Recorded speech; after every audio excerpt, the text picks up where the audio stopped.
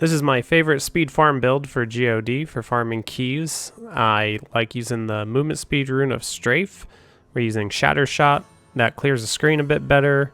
The delayed discipline return equals you have incoming discipline most of the time. There's a little bit of downtime when you only have around 37% cooldown.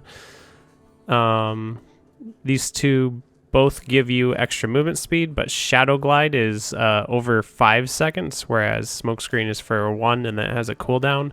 So you could pretty much, if you're just trying to move somewhere far away, you could hit this twice for every one time you do Shadow Glide. Vengeance Starcar, it means we can't be CC'd, and 50% damage reduction when we don't have gold, and extra damage. Also running Blood Vengeance for more discipline, hatred return, awareness so that I don't die, more movement speed when I hit either of these. Doesn't stack though, it's just an extra 60 that you get in addition to this 100 and this 30. And ambush. Maybe you want to get a little bit more damage, I'll swap that over to Hot Pursuit. Or you could swap out the Focused Restraint for Aurorg and Wretchels. But yeah, right now, Shattershot's a little bit weaker than Devouring Arrow. I like to just still one-shot everything, so I'm sticking with some of these more offensive choices like that one passive and the Focused Restraint. We got the Gold Wrap Boon of the Hoarder combo so that we always have toughness. At the very beginning, you don't have it, but you can have 1 second of invincibility to maybe get to the gold easy. Avarice Band just to help with picking up gold and orbs. You can either wear or cube either of these belts, and then Dawn is really nice because then you only need about 37% cooldown to have the Vengeance up. You do even if you had a Primal Dawn, you want to wear the Yang's Recurve because it comes with 40 to 50% resource cost reduction. Only if you wear it, there wouldn't really be any point in cubing it because we're not doing multi-shot. Nems, of course, for more elites. We got Simplicity Strength as our DPS gem, and then this allows Wildebeest Gizzard, if it's at least at rank 25, will allow you to keep your shields up, which will allow you to keep squirts up. And then Boon of the Hoarder for more gold.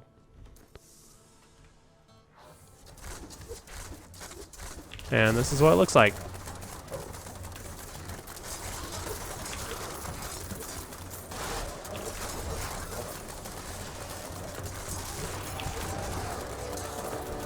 Cool.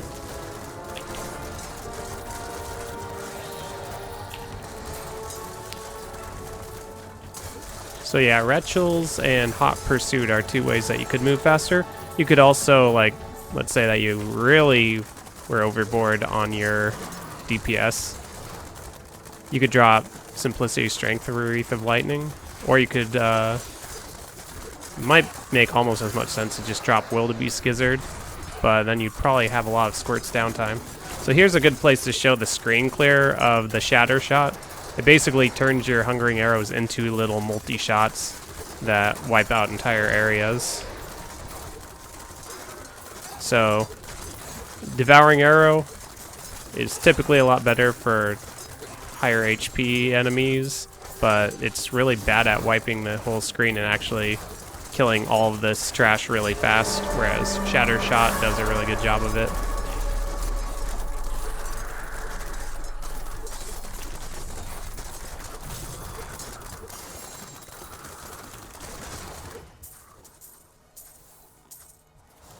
Make sure you have Vengeance up when you try and leave. Oh, we actually don't have any gold. That'll be fine. I also like Shattershot as a super speed Greater Rift build, similar to Wave of Light, but a few seconds slower on the runs. And for that I use largely the same type of setup as I would for regular rifts, though on regular rifts I would want to prioritize more gold, plus to gold on gear, and pick up radius for sure on the Greater Rift variant. Because if you're zooming and you don't have an Avarice Band, it's hard to get those globes. So we have swapped a few things. We now have Depth Diggers back in, because that just gives you an additional 5 tiers of damage. So, of course, Elusive Ring to help keep squirts up with the lack of the gold armor. and that's about it.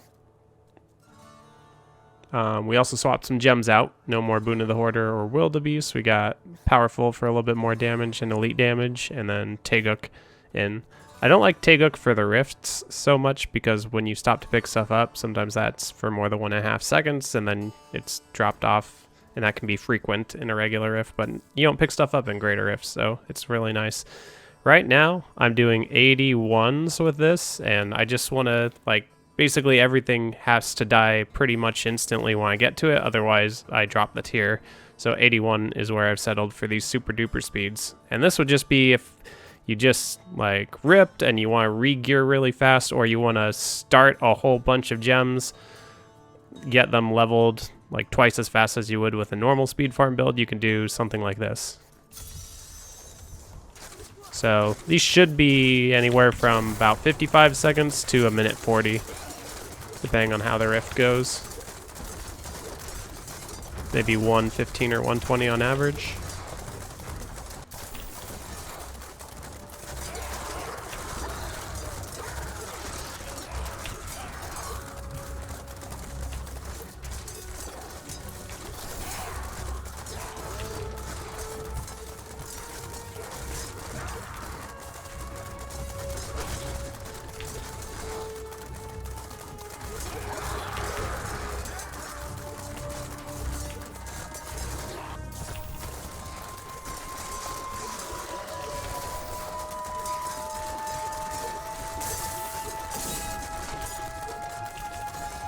Try to take advantage of the times that you do have to wait a little bit for elites to die to restore your momentum, because otherwise you don't really use much resource if you got a good yang, so you could pretty much just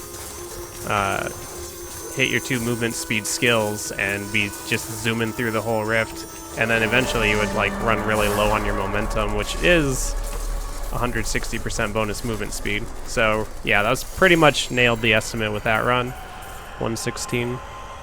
Now for my regular farming of greater rifts, I actually went the other route with it and do these quite a bit slower than I do with the normal build. So normally I go for 2 to 3 minutes, like never want to be over 3 minutes when I'm speed farming. But this is more of a probably 3.5 minutes on average build. Sometimes it's under 3, sometimes it's 4, but you can go at a much higher tier. When I was trying to keep them fast, I've had to do a much lower tier, like 100. By now it'd probably be 102 or so, but to be able to jump 6 tiers and not get that much slower, it's just what I prefer. So this is for 108s for me right now.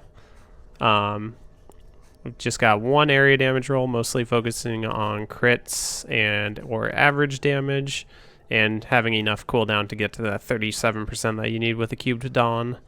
We're using Fortress Ballista to help keep up our squirts. We are wearing a quiver. If you have a really good Dawn, you could also wear the Dawn. But I don't, so I'm not. Pretty similar gearing otherwise to the Shattershot build. Passives, we changed a lot. So we are running Devouring Arrow because it's a lot more damage. I drop Preparation entirely, and I just go with Vanishing Powder Smokescreen. This way, it's up every few seconds, so there's no chance of dropping Elusive unless you just don't hit it for a while. We picked up extra armor or extra toughness to make it easier to keep our squirts up. Same Vengeance rune. We picked up Rocket Storm, which every once in a while will allow you to fire out an extra Hungering Arrow from Strafe. So Strafe automatically shoots Hungering Arrows, but sometimes it's able to shoot extra if you have Rocket Storm or Valas or Bariza. They're things that allow Strafe to hit more enemies, and the rockets count as one of those things. Gotta stick with the awareness. I am running Thrill of the Hunt and Call of the Weak and Bane of the Trapped. So I didn't really like Bane of the Trapped over Bane of the Powerful. Before I picked up Thrill of the Hunt, it just seemed like I didn't want to be standing on top of the enemies in order to get an offensive bonus, because that's usually where all the incoming damage is at. So this allows ranged proccing of Bane of the Trapped, and it's just like up all the time, and I can play however I want to play. And then Ambush is a lot of extra damage, at least when you're speed farming. So We're doing 108. And it'll probably be around 3.5 minutes. Yikes. So even with no movement speed boosts on any of our skills, just going from the GoD set for movement speed boost, the GoD set still gives you 130% bonus movement speed, which is quite a bit. So even though this seems so slow compared to the other builds, it actually isn't moving that slowly, and travel time doesn't make up a huge proportion of your overall Greater Rift time.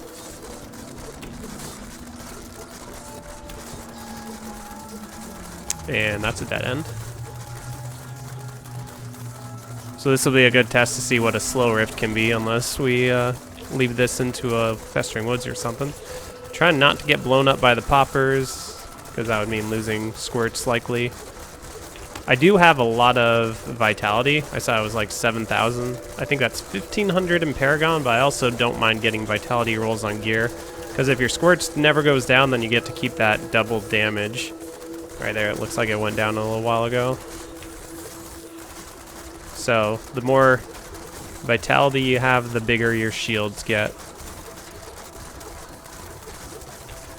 Things like all res are also really important, but just having a bigger life pool means bigger shields, so it actually can scale your toughness equally to just pick up more life, either through vitality or percent life. And we're smoke screen. All right, let's go better floor. Yes! What? Did I predict that?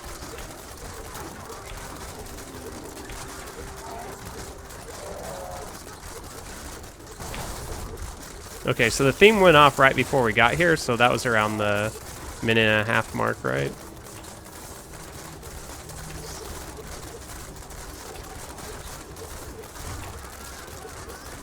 I feel like I haven't seen a good or great pylons, though. Power would certainly save a bunch of time.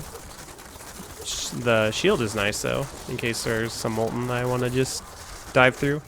Speaking of diving through molten, that's one nice thing about smokescreen, is that you can be invincible for 1 second. So as long as you can grab orbs in that 1 second, doesn't matter if you timed molten poorly. Now, if it's on cooldown, like it's not ready to be pressed, and you just assume it's ready to be pressed, then you're gonna have a bad time. Coming up on the 3-minute mark, as the theme is about to go off again. Looks like we'll spawn the boss around then.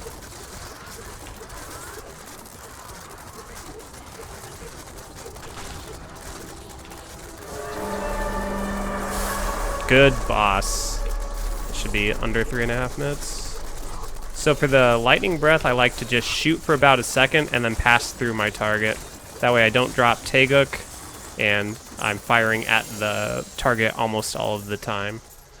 So this is what I would use for most of my Paragon farming, is this build. The tier fluctuates. It'll only go up from here. My gems aren't that high because I just ripped the other day. So I got a 117 Taeguk, a 117 Simplicity Strength, and a 121 Trapped. So I could level the gems higher and or gain more Paragon and Augs to go past like 20k main stat. So yeah.